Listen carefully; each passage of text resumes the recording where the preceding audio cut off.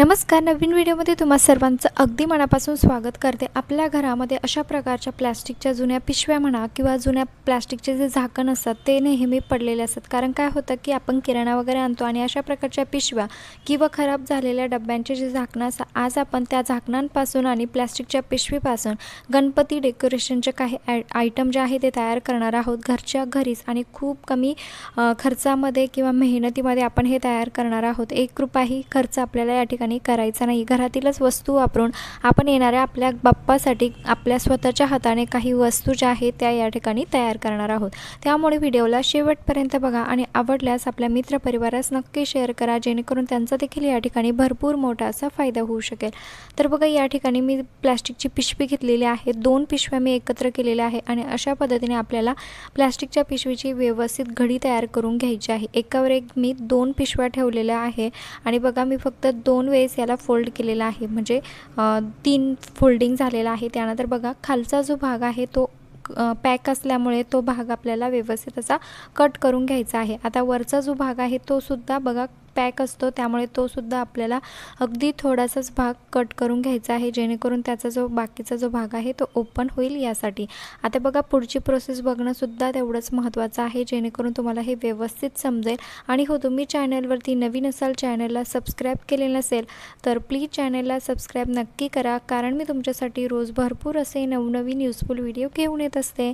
तर बघा, या ठिकाणी आता मी याची व्यवस्थित अशा प्रकारे घडी तयार करून घेतलेली आहे आणि जो सेंटर आहे त्या सेंटरला आपल्याला स्टॅपलरची पिन मारायची आहे.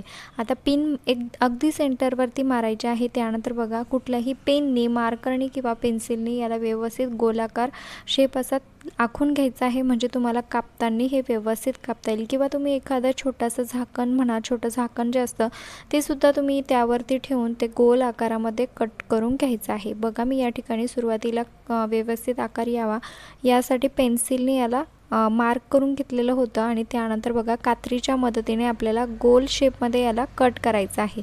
अगदी गोलच आकार तयार करायचा आहे, वाकडा तिकडा होणार नाही याची देखील काळजी घ्यायची आहे. आणि खूप सोपं आहे, कुणालाही जमेल. अगदी गणपतीच्या सर्व वस्तू आपण घरच्या घरीच तयार करू शकतो, कारण तसंही बाजारामध्ये जर काही वस्तू जर आपण आणायला गेलो तर भरपूर अशी महागाई असते आणि खूप जास्त पैसे आपले खर्च होतात. आता लवकरच गणपती बाप्पा येणार आहे, त्याआधी तुम्ही जर अशा प्रकारची जर तयारी सुरू केली तर नक्कीच गणपती बाप्पा येईपर्यंत तुमची सर्व डेकोरेशनची तयारी ही सर्व झालेली असेल. आणि बघा, अशा पद्धतीने अगदी थोड्या थोड्या अंतरावरती आपल्याला हे व्यवस्थित अशा पद्धतीने कट करायचं आहे. ज्या ठिकाणी आपण स्टॅपलरची पिन मारलेली आहे तिथपर्यंत आपल्याला हे अगदी हळूवारपणे कट करायचं आहे, नाहीतर दुसराच भाग कट होऊन जाईल याची देखील काळजी घ्यायची आहे. अगदी हळूवारपणे याला व्यवस्थित कट करायचं आहे. आणि हो, तुम्ही हा व्हिडिओ कुठल्या गावातून किंवा शहरातून बघत आहात ते देखील मला एका छोट्याशा कमेंटमध्ये नक्की कळवा, जेणेकरून मला कळेल की माझा व्हिडिओ कुठे पोहोचला ते. आणि त्यानंतर आपली छान सुंदर गोड अशी ओळख देखील होईल. तर बघा, संपूर्ण जो भाग आहे, म्हणजे पूर्ण गोलाकार जो भाग आहे, अगदी थोड्या थोड्या अंतरावरती मी व्यवस्थित कट करून घेतलेला आहे. त्यानंतर बघा, आता तुम्ही या ठिकाणी असं नाही की प्लास्टिकच्या पिशवीचा जो कलर आहे कुठलाही कलर तुम्ही वापरू शकता. पिवळा कलर, गुलाबी कलर, लाल कलर, असे छान असे झेंडूचं फूल आपल्या या ठिकाणी तयार झालेलं आहे. आणि बघू शकतात किती सुंदर दिसत आहे. तुम्ही या प्रकारची येल्लो कलर, रेड कलर अशा भरपूर वेगवेगळ्या रंगीबेरंगी आकाराच्या कलरच्या ज्या पिशव्या आहेत त्या तुम्ही घेऊ शकतात आणि अशा पद्धतीने वेगवेगळ्या कलरचे फुलं जे आहे, झेंडूचे फुलं आपण तयार करू शकतो. आता तुम्ही याला व्यवस्थित एखाद्या दोऱ्यामध्ये देखील ओवून तुमच्या गणपती बाप्पासाठी डेकोरेशन सामान आहे, म्हणजे ते अशा प्रकारे फ्री ऑफ कॉस्टमध्ये तयार करू शकतात. आणि बघू शकतात, बनवायलाही खूप सोपं आहे आणि दिसायलाही त्याहून सुंदर आहे. बघू शकतात, रिझल्ट अगदी तुमच्यासमोर आहे. सेम त्याच पद्धतीने आता आपण प्लॅस्टिकच्या झाकणाचा कसा प्रकारे वापर करू शकतो, आपल्याला आपल्या सणासुदीसाठी या झाकणाचा काय वापर होऊ शकतो हेच आज आपण या ठिकाणी बघणार आहोत. त्यापैकी बघा, माझ्याकडे एक छोटासा डब्बा होता. डब्बा तर खराब झाला, परंतु त्याचं जे झाकण आहे ते व्यवस्थित होतं. म्हटलं चला याचा काहीतरी वापर नक्कीच झाला पाहिजे. टाकून देण्याऐवजी आपण या टाकाऊपासून टिकाऊ वस्तू या ठिकाणी तयार करणार आहोत. आणि बघा, झाकणाचा जो आतील भाग आहे चौकोनी आकार, तुम्ही गोल झाकण घेतलं तरीही चालेल, चौकोनी घेतलं तरीही चालेल, जे कुठलं तुमच्याकडे असेल ते तुम्ही या ठिकाणी वापरू शकतात. आणि बघा कात्रीच्या मदतीने व्यवस्थित, आता प्लॅस्टिक असल्यामुळे आपण व्यवस्थितरित्या याला कट करू शकतो. आणि आतला जो भाग आहे बघा झाकणाचा, तो मी या ठिकाणी व्यवस्थित असा कट करून घेतलेला आहे. फक्त आपल्याला या ठिकाणी कात्रीची गरज आहे. तुमच्याकडे कातर नसेल, कटरच्या मदतीने देखील तुम्ही अगदी इझिली याला कट करू शकतात. खूप सोपं आहे, काहीच अवघड नाही आहे. आता बघा मी या ठिकाणी एक असा पेपर घेतलेला आहे कार्डबोर्डचा. आता ठीक आहे, तुमच्याकडे असा पेपर नसेल तर तुम्ही साधा वहीचा पेपर घेतला तरीही चालेल. पान घेतलं असं कोरं पेज, ते सुद्धा तुम्ही वापरू शकतात. आता बघा मी या ठिकाणी या पेजवरती व्यवस्थित अशा पद्धतीने लक्ष्मीचे जे पावलं आहे ते आखून घेत आहे. म्हणजे पेन्सिलच्या किंवा पेनच्या मदतीने आपल्याला ते व्यवस्थित काढून घ्यायचे आहे. आता यावरून तुम्हाला लक्षात आलंच असेल की आपण हा कसला टूल्स तयार करत आहोत ते. तर बघा पेन्सिलच्या मदतीने किंवा पेनच्या मदतीने व्यवस्थित अशा पद्धतीने लक्ष्मीची जी पावलं आहे ते आपल्याला आखून घ्यायची आहे.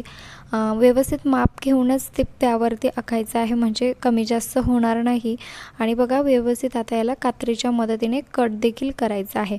अगदी सोपं आहे, काहीच अवघड नाही. लहान मुलंसुद्धा अगदी इझिली याला तयार करू शकतात. इतकी सोपी पद्धत आहे. परंतु एकदा का तुम्ही हा टूल्स तयार केला की तुम्हाला प्रत्येक सणासुदीसाठी हा कामी येईल. कारण सध्या आता गणपती, गौरी, नंतर त्यानंतर नवरात्र, दसरा, दिवाळी, खूप सर्व सणासुद जे आहे ते या ठिकाणी चालू होत आहे. तर तुम्हाला ह्या सर्व ज्या गोष्टी आहेत त्या येणाऱ्या प्रत्येक सणाला तुम्ही याचा वापर करू शकतात. किंवा डेली यूजसाठी सुद्धा ह्या लक्ष्मीच्या पावलांचा तुम्ही अशा पद्धतीने वापर करू शकतात. तर बघा व्यवस्थित मी याला कट करून घेतलेला आहे. आता ग्लू लावून व्यवस्थित मी झाकणाला याला चिटकून घेत आहे. अगदी सोपं आहे. व्यवस्थित तुम्ही मोठ्या साईजची ही लक्ष्मी पावलं जे आहे ती मोठ्या आकाराची सुद्धा तयार करू शकतात. किंवा अशा पद्धतीने छोट्या साईजचे तयार केले तरीही चालेल. तुमच्याकडं केवढ्या साईजचं झाकण आहे त्यानुसार तुम्ही ही लक्ष्मीची पावलं जे आहे ती तयार करू शकता. आता असं नाही की तुम्ही लक्ष्मीचेच पावलं तयार करू शकतात, असं नाही.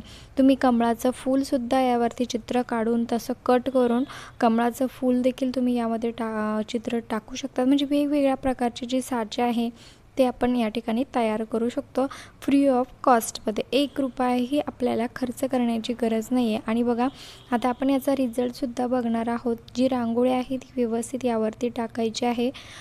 तुम्ही याला रोज तुमच्या मंदिराच्या तिथे किंवा देवाऱ्याच्या समोर किंवा तुमच्या घराच्या पायरीच्या तिथे, ओट्यावरती, तुम्हाला जिथे पाहिजे तिथे तुम्ही याचा वापर करू शकतात. खूप सोपं आहे. फक्त आपल्याला जी पावलं आहे लक्ष्मीची ती व्यवस्थित तयार करायची आहे, म्हणजे ते दिसायलाही व्यवस्थित दिसेल. आणि बघू शकतात रिझल्ट अगदी तुमच्यासमोर आहे. अगदी सोप्या पद्धतीने आपण हा साचा जो आहे तो तयार केलेला आहे. तसंही बाजारामध्ये याला भरपूर पैसे लागतात. मग तुम्ही अशा पद्धतीने जर जुन्या वस्तूंपासून नवीन वस्तू तयार केली तर त्याचा आनंदही वेगळा असतो आणि दिसायलाही उपयोगात येणारी वस्तू तयार होते.